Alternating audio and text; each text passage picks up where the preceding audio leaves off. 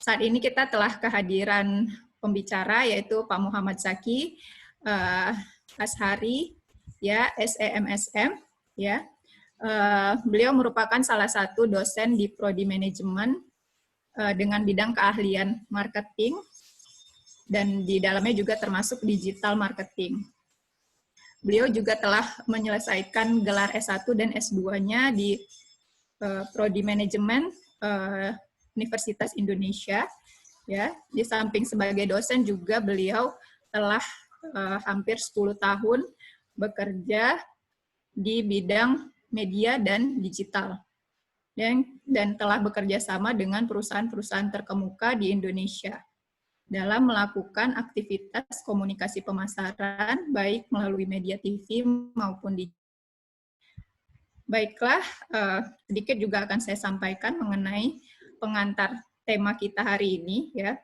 Jadi kita kalau untuk sosial media sudah terbiasa dengan Instagram dan Facebook, ya. Kita menggunakannya biasanya adalah untuk membagikan kegiatan kita sehari-hari, dapat berupa gambar, video, dan juga mungkin tips-tips kesehatan di masa pandemi.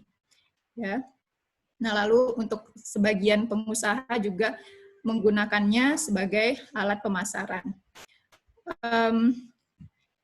Untuk saya juga sudah mendapatkan beberapa sumber ya bahwa di mana fenomena orang-orang dalam menonton televisi juga menurun sementara dalam penggunaan internet dan juga sosial media itu meningkat, di mana hampir 2 kali lipatnya.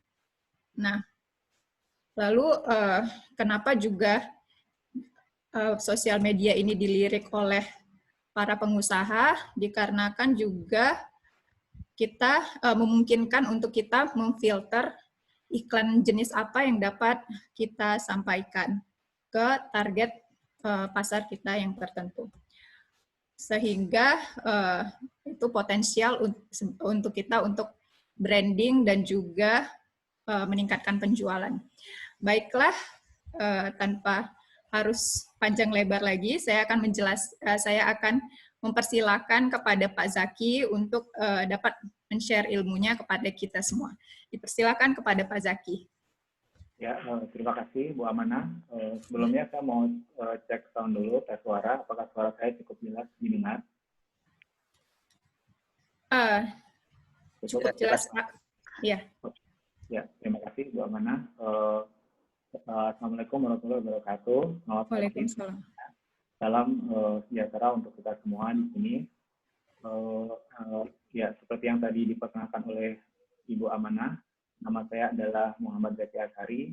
Saya adalah salah satu dosen di kampus Santi Ambeng University Program Studi Manajemen. Oke, dalam waktu kurang lebih sekitar 20 menit ke depan, saya akan membagikan share presentasi dengan tema sosial media marketing fundamental. Ya. Saya akan meng-share screen.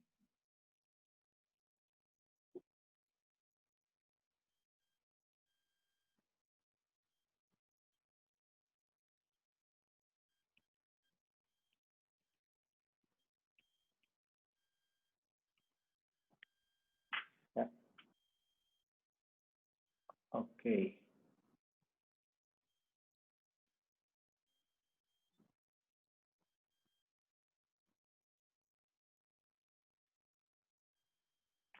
Oke. Ya. Oke, sudah kelihatan presentasi saya? Kelihatan, Pak. Ya. Oke, terima kasih. Ya, ya sebelum saya mulai presentasi saya ingin sedikit berusaha untuk mengaitkan kondisi sekarang yang kita hadapi sekarang ini dengan tema presentasi saya hari ini. Ya, seperti yang kita ketahui bersama, sekarang kita lagi menghadapi situasi pandemi virus corona, dan sebagai salah satu akibatnya adalah seperti yang sering kita dengar ya, ada istilah namanya new normal ya, normal yang baru. Nah, dan di di berbagai macam referensi dan juga beberapa analisis dari analis, banyak yang menyampaikan bahwa salah satu yang akan terus berkembang tumbuh adalah online atau digital ya di era new normal ini. Ya. Karena orang akan berusaha untuk mengurangi interaksi secara fisik dan itu bisa disubstitusikan, digantikan oleh interaksi secara online. Ya, jadi mungkin nanti materi ini cukup relevan dengan situasi kita yang kita hadapi sekarang ini. Ya. Oke, saya akan mulai dengan beberapa pokok materi yang akan saya sampaikan hari ini. Ya, yang pertama saya nanti akan mulai menyampaikan penjelasan terkait dengan potensi dari sosial media di Indonesia. Jadi market ya, pasar dari sosial media di Indonesia. Kemudian dilanjutkan dengan bagaimana perilaku dari pengguna sosial media di Indonesia yang itu nanti akan terkait dengan bagian yang ketiga ya.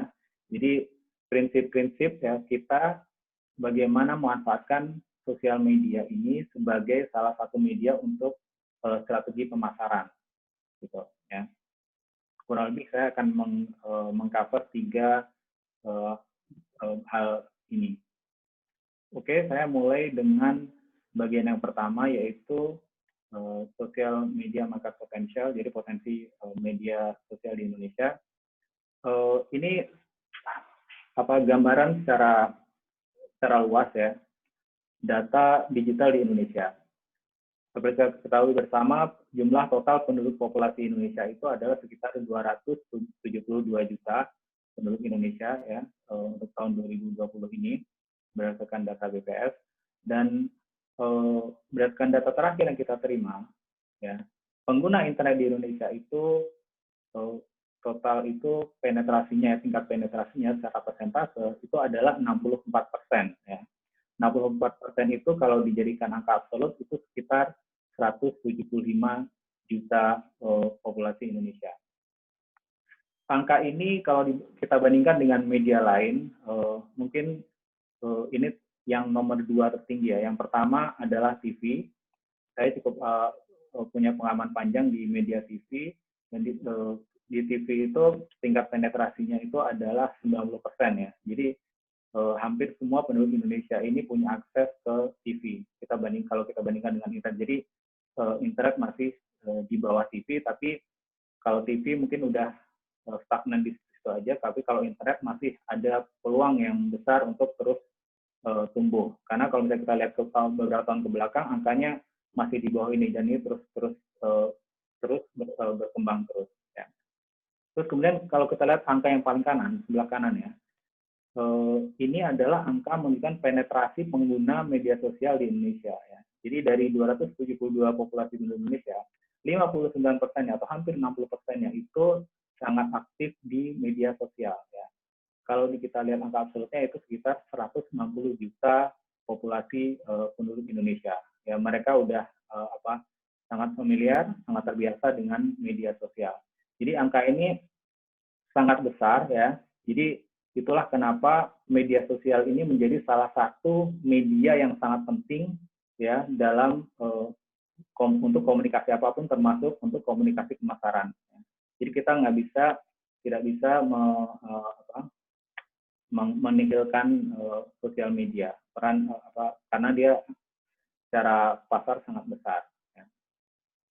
Oke, nah terus kemudian data selanjutnya ini saya ingin menggarisbawahi tentang jadi karakteristik utama dari pengguna internet di Indonesia ya. Jadi dari total 175 juta penduduk 175 juta pengguna internet ya, itu hampir semuanya ya, 98% ya, itu mengakses internet di Indonesia itu menggunakan melalui HP ya, mobile internet, melalui handphone. Jadi sangat kecil persentase pengguna internet yang tidak mengakses menggunakan HP. Pasti emang ada ada redundansi, jadi ada orang yang menggunakan dua-duanya ya, laptop dan juga HP ya. Tapi yang pasti yang pengguna HP, pengguna internet melalui HP itu angkanya sekitar 98%. Ya. Baik itu yang eksklusif cuma menggunakan HP atau dengan menggunakan laptopnya. Dan dari total pengguna internet itu rata-rata itu menggunakan smartphone ya. Jadi 96% dari pengguna internet itu mereka mengakses internet menggunakan smartphone ya. Jadi dengan kondisi sekarang smartphone yang harganya secara harga semakin murah dan semakin murah gitu ya, semakin terjangkau, akhirnya hampir semua orang mampu untuk memiliki handphone gitu, smartphone. Dan ini implikasinya nanti akan ada implikasinya ya terhadap strategi media sosial karena mereka melihat dari layar handphone yang ukurannya mungkin pasti tidak akan sebesar TV ya, tidak akan sebesar laptop, ukurannya cukup kecil ya, tapi interaksi di situ cukup tinggi gitu ya. Oke, nah berikutnya ini saya menyajikan data tentang profil ya, secara usia dan secara gender, jenis kelamin ya, pengguna media sosial di Indonesia ya. Poin utamanya di sini adalah bahwa pengguna terbesar media sosial di Indonesia itu adalah usia sekitar 25-34 dan 18 tahun sampai 24 tahun ya. Artinya itu secara generasi mereka itu adalah termasuk dari Gen Y atau milenial dan Gen Z ya. Kalau kita bicara Gen Z, kita bisa bilang mereka itu kalau sebutannya para ahli teknologi, mereka disebutnya sebagai digital native ya. Jadi dari kecil mereka sudah terbiasa dengan menggunakan produk-produk digital ya. Sedangkan kalau milenial yang Gen Y ya, mereka ada yang sebagian itu digital native, dari kecil udah terbiasa menggunakan HP, menggunakan smartphone ya, tapi ada sebagian juga yang kita bisa bilang sebagai digital imigran ya. Jadi baru belajar menggunakan smartphone segala macam itu setelah usia dewasa. Gitu.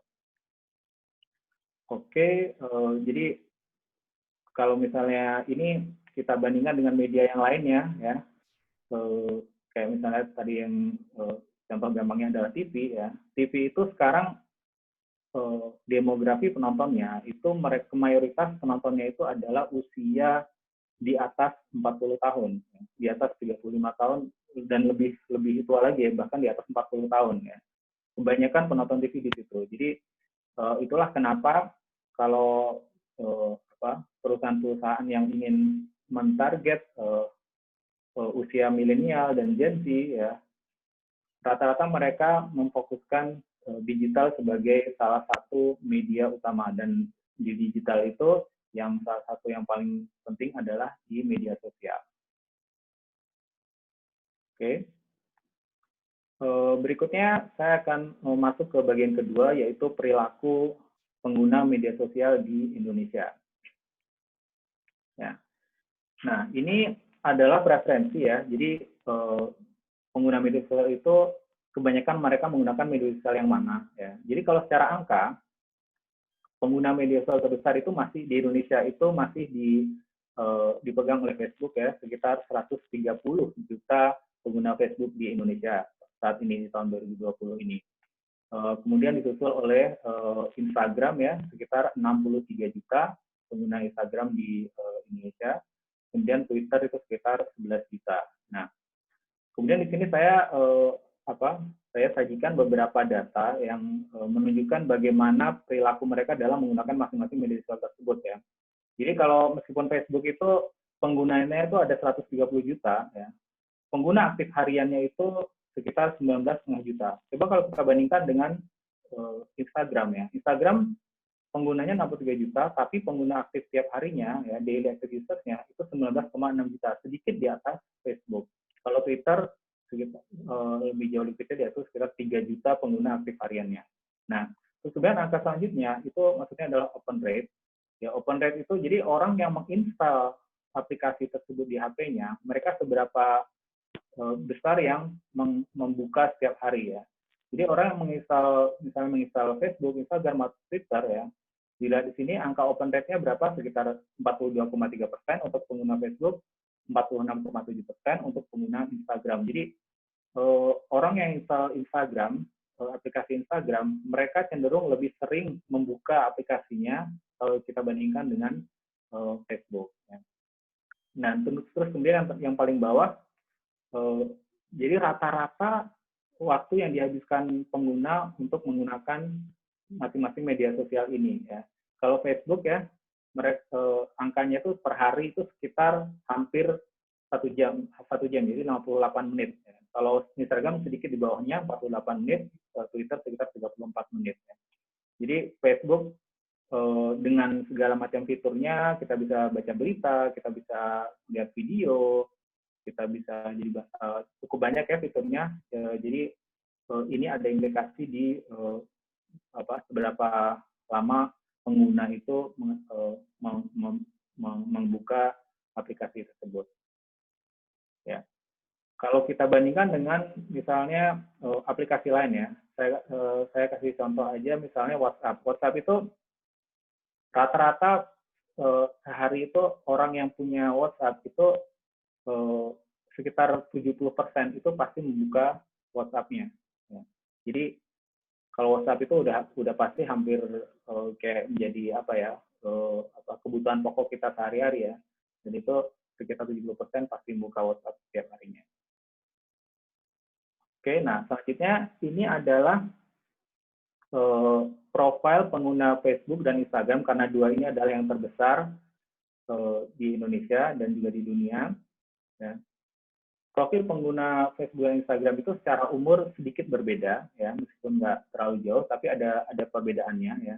Kalau kita lihat angka di umur 18 sampai 24 tahun, ya, itu pengguna Instagram sekitar 36%, kalau Facebook itu sekitar 30%. Kebalikannya, kalau untuk yang usia sedikit di atasnya, 25 sampai 34 tahun, itu Facebook sedikit lebih tinggi, jadi 35%, kalau Instagram sekitar 33%. Ya, jadi pengguna Instagram relatif lebih muda kalau kita bandingkan dengan pengguna Facebook. Saya kalau misalnya di kelas, kalau ngajar mahasiswa saya nanya media sosial apa yang mereka biasa gunakan gitu. Kebanyakan mereka bilang Instagram, hampir nggak ada yang menjawab Facebook ya. Tapi kalau teman-teman dosen, teman-teman kuliah saya itu masih banyak yang aktif juga di Facebook. Gitu. Jadi ini sebagai contoh gambaran aja gitu. Ya. Dan secara gender, kalau Facebook itu yang sebelah kiri ya, itu yang laki-lakinya itu penggunanya sekitar 55%, sedangkan yang perempuannya itu sekitar 45%. Kalau kita bandingkan dengan Instagram itu laki-lakinya 49%, perempuannya lebih tinggi, itu 51%. Ya. Jadi secara jenis kelamin, secara gender, pengguna Instagram itu lebih banyak perempuannya, kalau Facebook lebih banyak laki-lakinya. Gitu. Oke, selanjutnya ini adalah aktivitas utama dari pengguna dua media sosial terbesar tersebut ya. Yang pertama Facebook, itu yang paling tinggi ya ternyata pengguna Facebook itu mereka baca berita ternyata. Jadi kalau misalnya scrolling timeline di Facebook ya, yang dicari itu adalah berita ya. Yang pertama, terus yang kedua itu ya likes, komen, status atau postingan orang atau bahkan berita. Terus kemudian scrolling timeline ya, di timeline itu. Terus kemudian ada juga menonton video, kemudian ada yang ngasih komen, dan juga ada yang posting foto atau gambar. Kalau kita lihat perbandingan dengan Instagram ternyata yang nomor satu paling tinggi itu adalah explore online shop. Ya. Jadi berbeda dengan Facebook, kalau di Instagram itu lebih ternyata orang banyak yang buka Instagram tapi tujuannya untuk membuka akun Instagramnya online shop ya. Karena seperti yang kita ketahui bersama, banyak kalau online shop itu mereka ya display, salah satu display produk-produknya itu ada di Instagram. Terus kemudian ada juga yang explore trending post ya di fitur explore. Kemudian ya kalau yang suka traveling, mereka biasanya posting di foto mereka, foto traveling mereka atau video mereka di Instagram, scroll feed. Dan ada juga yang stalking ya, itu mungkin lebih relevan ke anak-anak muda ya. Terus kemudian ada juga yang mengeksplor akun-akun selebriti. Nah, jadi sekilas dari aktivitas utama di Facebook dan Instagram ini terlihat bahwa kalau untuk mungkin untuk usaha kecil dan menengah ya, itu Instagram menjadi salah satu pilihan yang menarik ya, karena di situ banyak aktivitas penggunanya yang mengeksplor online shop gitu. Oke. Nah, kemudian berikutnya saya akan masuk ke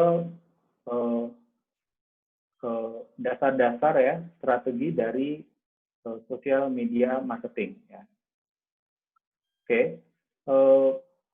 Ini nanti saya akan menggambarkan dasar-dasarnya aja ya. Kalau mungkin untuk lebih advance-nya, mungkin nanti kalau misalnya ada adik-adiknya di sini, ada anak-anaknya di sini yang mungkin tertarik untuk melanjutkan pendidikan di Tanda Bank University, nanti di situ saya akan menggali lebih dalam lagi gitu, supaya mungkin mereka bisa menjadi memiliki advance skill di bidang social media marketing. Oke.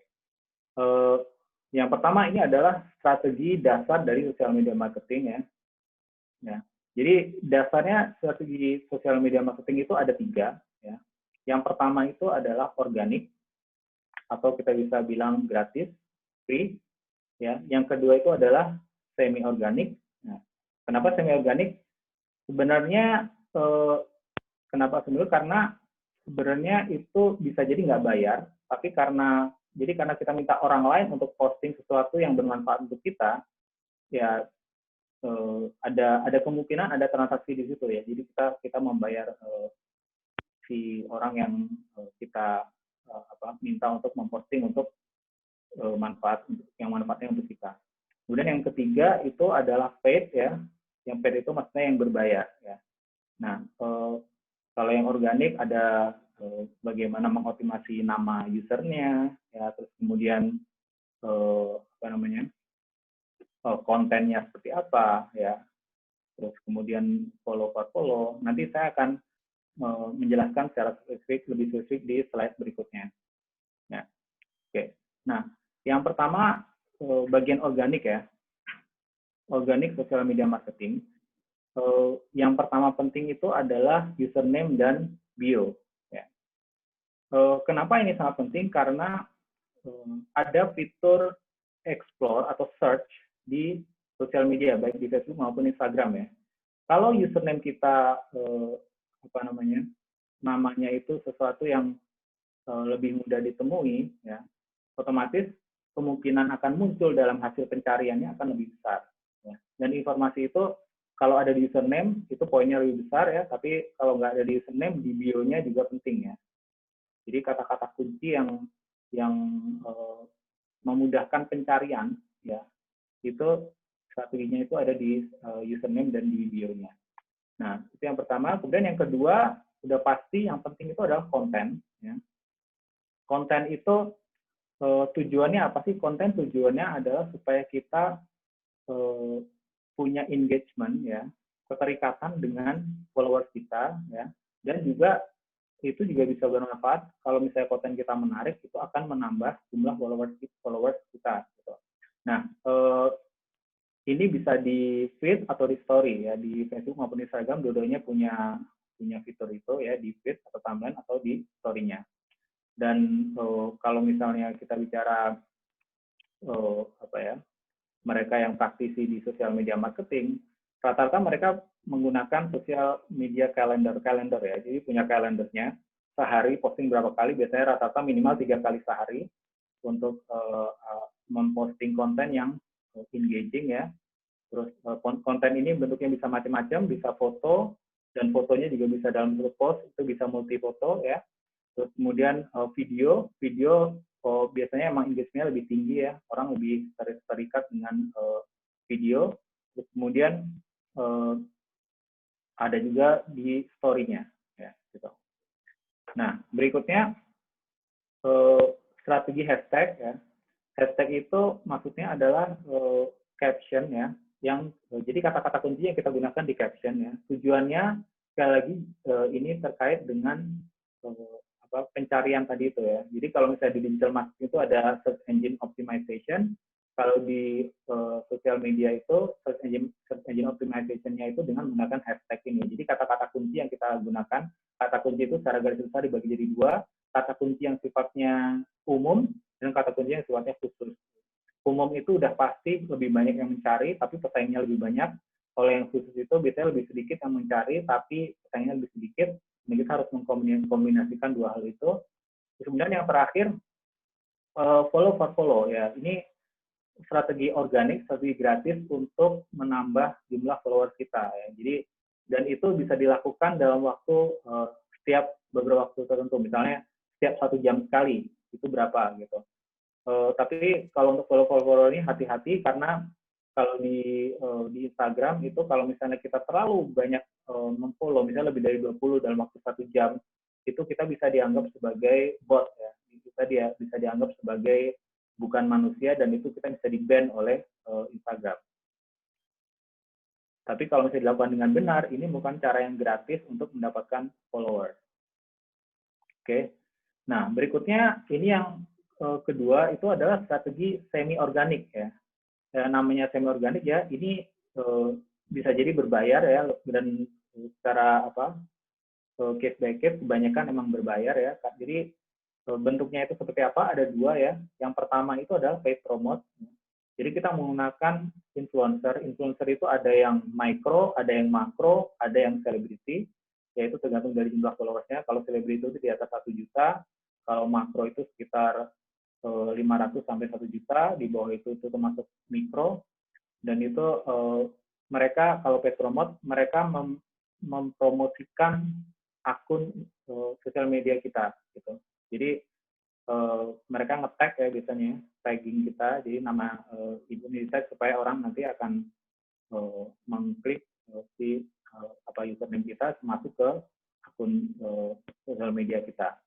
Dan kalau yang endorse itu berarti si influencer tersebut mereka memposting baik di feed-nya atau di story-nya mereka, si influencer itu berfoto dengan produk kita. Itu namanya endorse. Dan harganya endorse pasti lebih mahal dibandingin dengan paid promote. Sekedar gambaran aja, kalau untuk yang endorse ini rata-rata ya, meskipun nggak semuanya sama, rata-rata untuk yang followersnya itu sekitar 1 juta, itu untuk endorse biayanya sekitar 10 juta ya. Sekali endorse di sosial medianya mereka. Oke, itu yang kedua. Kemudian yang terakhir, paid social media marketing ya. Yang paid social media marketing ini ya seperti namanya berbayar ya. Nah, kelebihannya apa? Ya, seperti yang saya tuliskan di presentasi ya, kelebihannya adalah hyper targeting ya. Kenapa hyper targeting ya? Jadi kita bisa mentarget sangat-sangat spesifik ya. Bisa berdasarkan geografis, misalnya Jakartanya Jakarta Selatan misalnya, atau Jakartanya misalnya Jakarta Selatan yang mungkin kecamatan tertentu gitu ya, itu bisa. Terus kemudian demografis ya, jadi demografis itu bisa jenis kelamin, bisa umur, bisa pendidikannya, terus kemudian status hubungannya, misalnya single atau udah menikah dan lain-lain gitu ya. Itu bisa kita targetin, dan plus ya, selain geografis dan demografis ini, kita juga bisa mentarget secara spesifik interest ya, misalnya hobinya juga hobi yang sangat spesifik, bukan sekedar hobi yang umum. Kemudian entertainment-nya sukanya apa, ya, filmnya apa, ya, makanan dan minumannya apa, kebiasaan shoppingnya seperti apa, berbelanja seperti apa, dan teknologi yang digunakan ya, misalnya HP-nya menggunakan HP yang apa, gitu. Dan di paid social media marketing ini kita bisa mengkombinasikan semuanya. Jadi geografis iya, demografis iya, dan specific interest juga iya. Jadi bisa sangat-sangat detail. Jadi sekedar contohnya kita bisa mentarget ibu-ibu muda anak satu yang suka yoga misalnya. Gitu. Itu contoh ya seberapa sosial media marketing yang berbayar itu bisa mentarget spesifik itu, dan itu tidak bisa dilakukan oleh media lain termasuk TV, koran, majalah, radio gitu. Ini bisa dilakukan oleh media sosial gitu. Dan secara objektif ya tujuan di paid social media marketing ini bisa dikategorikan ke dalam 3 ya, bisa untuk awareness ya, hanya untuk impression, mengejar impression, jadi seberapa banyak yang melihat iklan kita. Kemudian yang kedua consideration ya, misalnya membuat mereka misalnya masuk ke website kita gitu ya, atau membuat mereka mengisi misalnya form gitu ya, short form gitu ya, untuk misalnya kita minta apa, tadi kita kasih sesuatu, terus kemudian mereka mengisi form gitu, itu juga bisa. Atau kita minta mereka yang terakhir itu conversion ya. Kalau conversion itu udah pasti mereka melakukan transaksi gitu. Dan bisa juga mereka menginstal suatu aplikasi, itu juga bisa. Dan secara biaya, secara cost per acquisition-nya pasti beda. Semakin conversion ya, yang bagian transaksi itu harganya pasti akan lebih mahal. Yang lebih murah pasti awareness gitu. Ya, saya kira cukup sekian presentasi singkat saya. Selanjutnya saya akan, kalau misalnya ada pertanyaan, silahkan menuliskan di chat. Nanti saya akan berusaha jawab.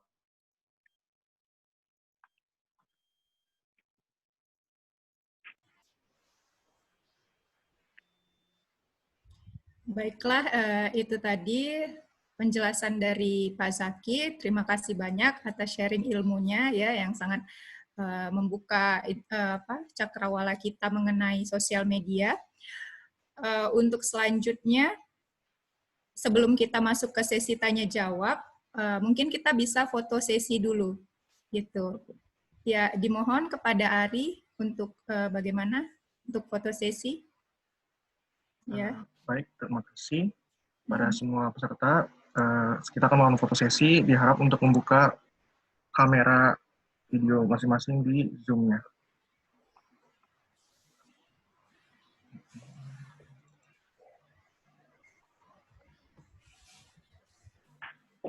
Bentar ya, Pak.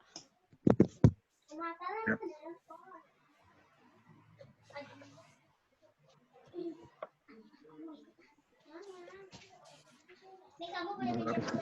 Masih jilbabmu mana? Jilbabmu di atas ya? Di bawah nggak ada ya?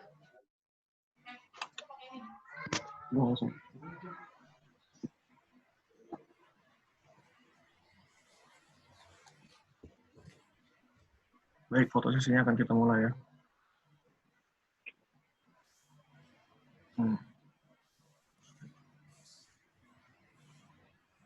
Tolong screen share-nya.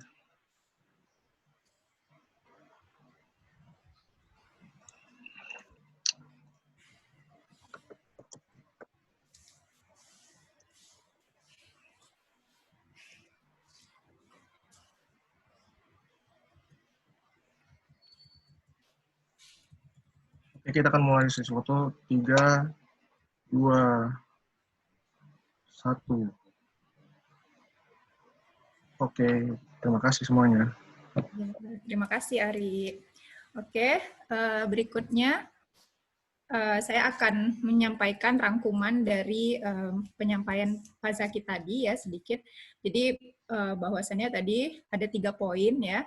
Untuk yang pertama adalah potensi dari pasar sosial media tersebut.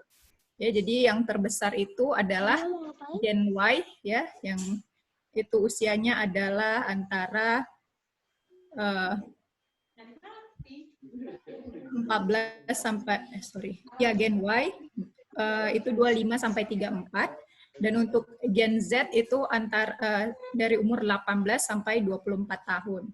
ya. Lalu yang kedua untuk perilaku konsumen, ya, itu ternyata Facebook, ya. Ya, Facebook itu lebih banyak penggunanya, ya, dan karena bisa untuk membaca berita, ya, dan menonton video gitu ya. Nah, kalau untuk si Gen Y sendiri itu biasanya banyak menggunakan IG gitu. Nah, lalu yang ketiga itu tadi ada mengenai strategi sosial media marketing, ya, ada organik, semi organik, dan bayar, ya, paid. Nah, tujuannya adalah supaya bagaimana kita bisa aware dan sampai tentunya melakukan transaksi terhadap produk tersebut. Baiklah, kita masuk ke sesi tanya jawab, ya. Berikut saya akan membacakan pertanyaan dari Mbak Irene Teresa, ya. Halo Mbak Irene dari Jakarta, ya. Jadi pertanyaannya bahwa Mbak Irene baru membuka bisnis melalui web. Nah, bisnisnya ini lebih ke sosial. Bagaimana strategi marketing saya melalui sosmed? Step apa saja yang harus dimulai? Oke, silakan Pak Zaki, mungkin bisa dibantu. Ya, terima kasih pertanyaannya, Bu Irene. Jadi itu sebenarnya tipikal umum pada umumnya berbisnis gitu ya, di digital ya. Misalnya punya website, terus kemudian bagaimana cara mengintegrasikan strategi di website itu dan di media sosial. Nah, kalau di digital itu yang salah satu yang penting itu adalah funneling ya. Funneling itu maksudnya tidak mungkin orang ibaratnya seperti ini, nggak mungkin kita akan ketemu pasangan kita tuh sekali ketemu tapi itu langsung ngajakin pasangan kita nikah, berarti gitu. Itu kan sesuatu yang sangat tidak mungkin ya. Jadi kalau digital itu juga berlaku. Jadi yang pertama itu ibaratnya gini, nggak mungkin mereka langsung masuk ke website kita tanpa ada step-step yang menuju ke situ sebelumnya ya. Jadi harus ada langkah-langkah sebelumnya supaya mereka akhirnya masuk ke website itu. Nah, media sosial itu sangat bermanfaat. Kenapa? Karena itu akan membantu membantu step-step yang sebelumnya itu. Karena kenapa? Traffic di media sosial itu sangat tinggi. Ya. Jadi seperti yang tadi saya jelaskan, pengguna media sosial itu sudah sangat tinggi ya. Jadi orang akan lebih mudah mengakses kita, misalnya kalau kita punya bisnis ya, itu di media sosial ya, dibandingkan dengan kalau kita punya itu di website. Ya. Jadi kalau saran saya punya presence dulu di media sosial ya, tapi nanti ujung-ujungnya tetap dilarikan ke website. Gitu, ya. Jadi media sosial itu udah marketnya udah besar ya, orangnya udah banyak di sana gitu, berarti gitu. Jadi kalau kita punya presence di situ, kita punya kehadiran di situ, itu ya kemungkinan untuk membawa orang itu akan lebih besar. Dan habis itu nanti bisa dilarikan ke website kita. Dan itu bisa bisa secara organik maupun secara yang berbayar atau yang semi organik. Kalau yang organik misalnya di bio-nya itu ada ada link ke website kita ya, gitu. Atau mungkin di pas waktu kita posting sesuatu di media sosial nanti akan ada di captionnya itu ada link ke website kita ya. Dan kalau mau yang lebih hasilnya lebih cepat ya udah pasti itu yang berbayar ya atau semi organik. Jadi kalau misalnya kita mau semi organik, berarti kita harus mencari influencer yang harus sesuai dengan bisnis kita, yang relevan dengan bisnis kita, dan nanti si influencer tersebut akan mengendorse produk kita atau pay promote. Nanti ujung-ujungnya terakhir ya mereka akan masuk ke website kita, atau yang paling cepat juga itu yang berbayar, yang pakai iklan yang saya bilang ya. Jadi orang langsung diarahkan ya karena berbayar ya. Kita mentarget spesifik segmen, terus kemudian mereka nanti akan terekspos dengan iklan kita dan masuk ke media sosial kita, dan habis itu masuk ke website kita. Gitu. Jadi urutan-urutannya tuh harus ada orang dari yang nggak, ya supaya kenal dulu, dan kalau kenal di Instagram itu akan lebih mudah karena lebih banyak orang ngumpul di situ atau di Facebook ya.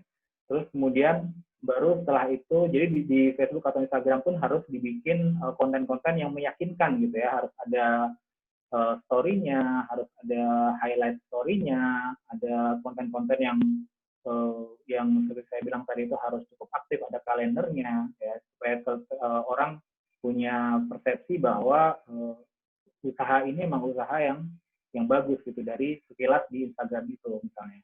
Terus habis itu nanti baru dilarikan ke website untuk melakukan misalnya transaksi, gitu. Mungkin itu bisa membantu. Oke, terima kasih Pak Zaki. Berikutnya ya ada pertanyaan dari Rana ya. Dia bertanya mengenai strategi follow to follow. Bagaimana agar tidak muncul kecurigaan dari konsumen karena tahu dari Prana ini pernah mendapat follow dari berbagai macam online shop, justru membuat meragukan terhadap toko tersebut. Ya, silakan Bapak. Ya, terima kasih Ibu Prana ya atas pertanyaannya, pertanyaan yang bagus. Jadi gini, kalau follow itu seperti yang saya bilang itu kan gratis ya. Jadi ya namanya juga gratis, ada plus, ada minusnya ya. Plusnya adalah kita nggak perlu bayar ya, tapi ini capek harus mencet-mencet ya. Tapi kita bisa pakai ada software yang bisa memfollow otomatis ya. Tapi berbayar sekitar 200-300 ribuan, tapi itu langsung bisa nge-follow banyak orang. Tapi poinnya gini ya, jadi follow itu tujuannya adalah kayak ngetok pintu orang ya. Kenapa ngetok pintu orang? Karena kalau kita memfollow orang, otomatis akan ada notifikasi di akun media sosial orang tersebut bahwa kita memfollow dia. Ya.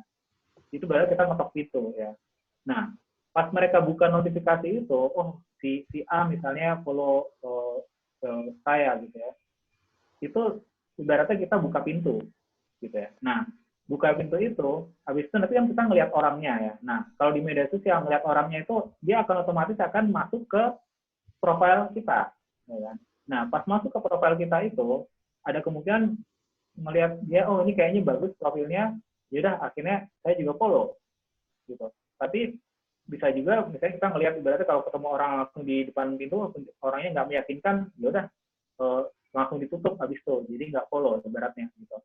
Jadi tujuan follow itu kayak semacam ngetok pintu. Gitu. Emang ada kemungkinan ya kita ditolak, tapi ya itu emang harus ada strateginya gitu. Misalnya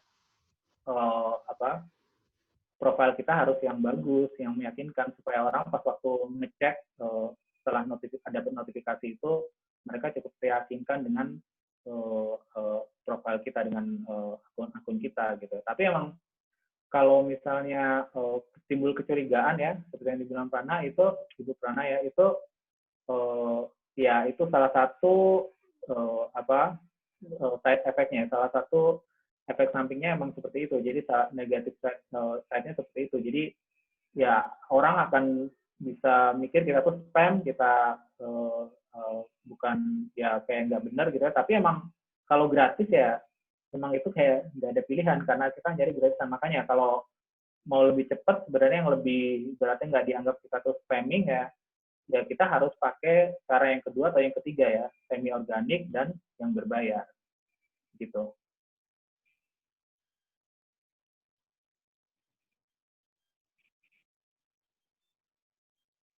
Oke, baik. Karena waktu kita juga terbatas, mungkin satu pertanyaan lagi ya Pak. Ini ada dari Biswan di Tangsel ya. Dia menanyakan mengenai proses pembelajaran ya saat ini kan dihimbau oleh Mendikbud ya pembelajaran dilakukan online atau secara jarak jauh.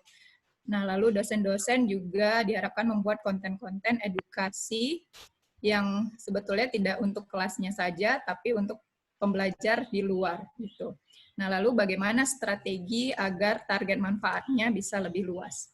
Ya, silakan Pak. Terima kasih Pak Biswan, pertanyaan yang bagus.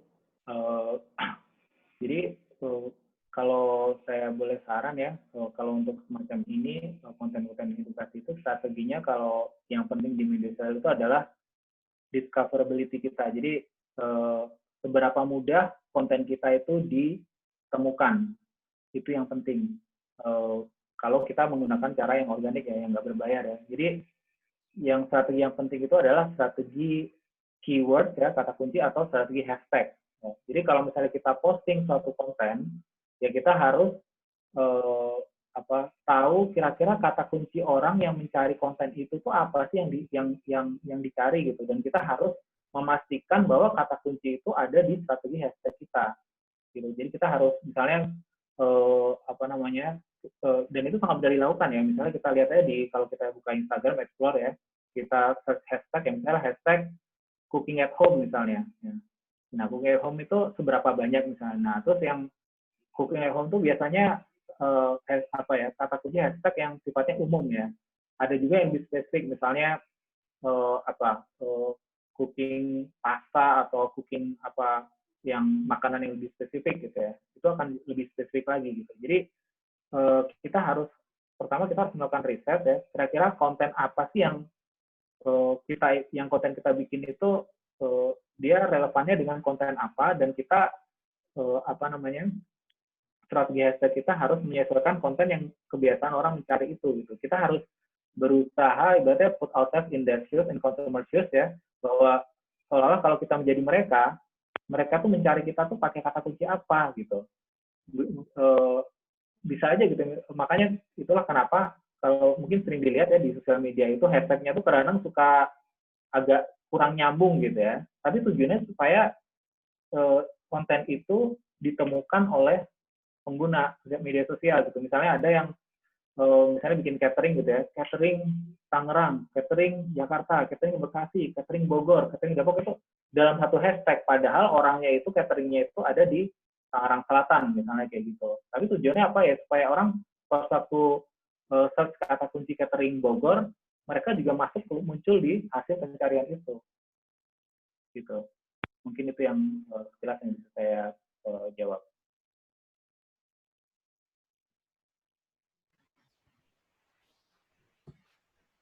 Oke, baiklah. Saya rasa cukup ya untuk sesi tanya jawab. Ya, terima kasih sekali lagi saya ucapkan kepada Pak Zaki atas diskusi tanya jawabnya yang sangat mencerahkan. Selanjutnya saya akan menyimpulkan secara keseluruhan seminar kali ini. Ya, jadi kita diharapkan untuk penggunaan yang efektif dari sosial media tersebut, kita mungkin bisa dengan memilih konten yang menarik, ya, terus bagaimana menggunakan strategi hashtag, ya, lalu kita juga bisa memanfaatkan pilihan strategi paid, ya, karena bisa menentukan secara langsung siapa target-target kita tersebut. Oke.